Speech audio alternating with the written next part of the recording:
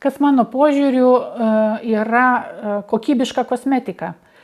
Tai be to, kad kosmetika turi būti pagaminta iš natūralių medžiagų, kadangi tai tepame ant savo kūno, taip kaip vartojame maistą į vidų ir norime, kad jis būtų kiek įmanoma natūralesnis ir mažiau apdorotas, taip ir ant savęs, ant odos. Naudodami produktus irgi turėtume tikėtis, kad tai yra natūralios medžiagos, kuo mažiau apdorotos medžiagos, kad mūsų organizmui būtų lengviau su tuo susidoroti.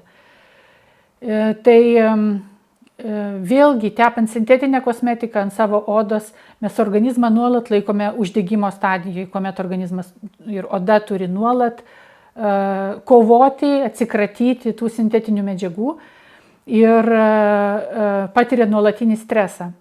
Tai vienareikšmiškai kosmetika visa turi būti iš natūralių medžiagų. Ir kitas klausimas, išplaukiantis iš to, tai konservantų klausimas.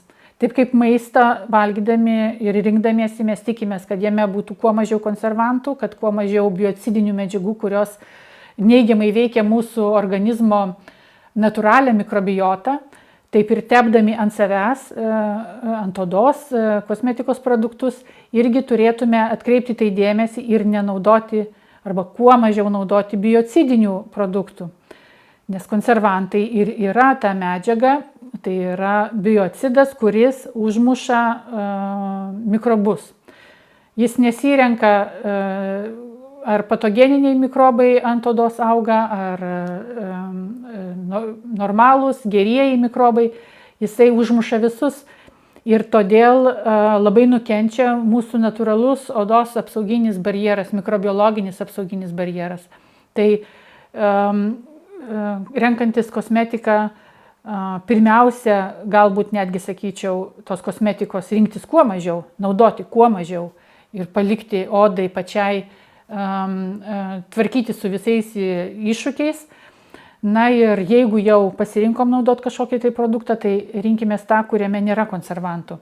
Paprasčiausias pasirinkimas tai yra augalinis aliejus, nerafinuotas aliejus, jame nėra vandens, nėra ką konservuoti ir aliejai yra pati natūraliausia kosmetikos priemonė, pati paprasčiausia kosmetikos priemonė, kurią galime puikiausiai naudoti vietoj kasdieninio kremo, vietoj makiažo valiklio, vietoj kaukės, vietoj plaukų kondicionieriaus ir bet kokių kitokių kosmetikos priemonių. Tai iš tiesų yra labai universali priemonė, kuri gali pakeisti daugybę kosmetikos produktų. Kai norime naudoti emulsiją arba kremą, tai irgi yra emulsijos pavidalo produktas, jame visada yra vandens ir vanduo esantis kosmetikoje visada prašosi konservantų. Jeigu tai yra ilgam naudojimui, ilgam stovėjimui lentynose pagamintas kremas, jam aišku reikės naudoti konservantus. Todėl irgi pagalvokite apie tai, rinkitės trumpo galiojimo produktus, rinkitės kvapų namų pagamintus kremus, kuriuose nėra konservantų. Ir tas trumpas galiojimo terminas, jisai yra kaip ir kokybės garantas, kad produktas bus gyvas. Čia panašaus principo mes laikomės taip, kaip jūs visi mes turbūt norime šviežų pieną naudoti be konservantų, jogurtus ir panašius tokius produktus, kurie yra skirti greitam suvartojimui. Tai kodėl tų pačių kriterijų netaikome renkantis kosmetiką? Tai mes siūlom būtent taip ir darytis ir kremą įsigyti dažniau, bet šviežią ir be konservantų.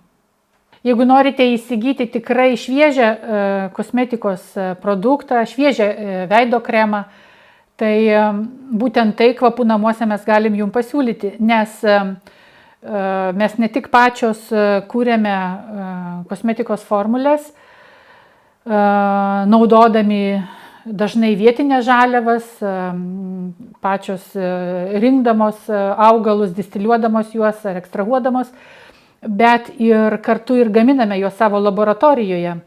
Tai galime pasiūlyti jums iš tiesų šviežią produktą, kuris buvo pagamintas praeitą savaitę Vilniuje ir po savaitės tas kremas atsiduria Kaune arba Klaipėdoje ir jūs galite nuolat naudoti, turit galimybę nuolat naudoti tą šviežią, nekonservuotą veido kremą, ar emulsiją, ar rankų kremą ir panašius dalykus.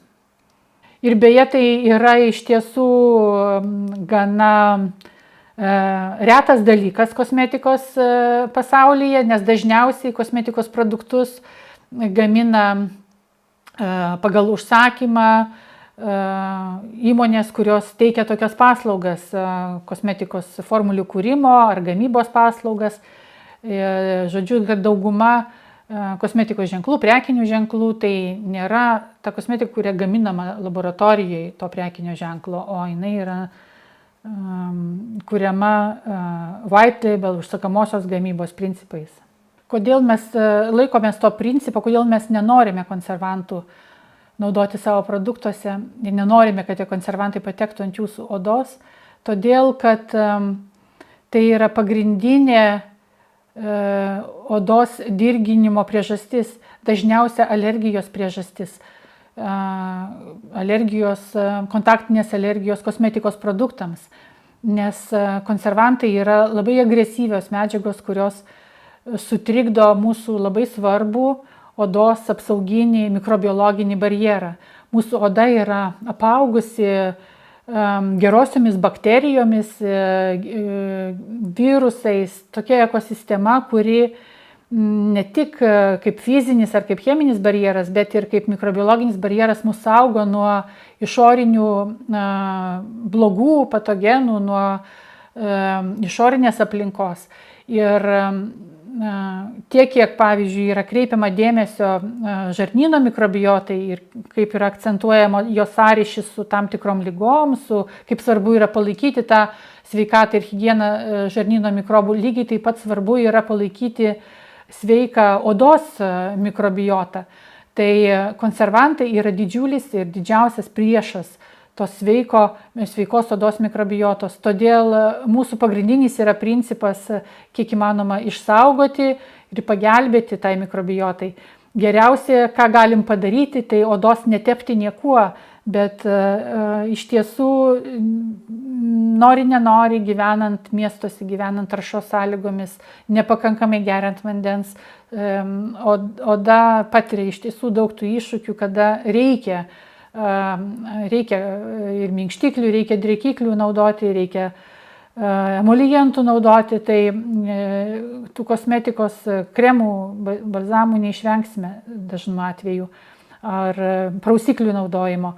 Tai būtent čia šiuo atveju padeda kosmetika, kuri kuo mažiau kenkia odai. Tai tokia kosmetika yra vienreikšmiškai turi būti be konservantų ir tai yra mūsų pagrindinis principas ir tikslas.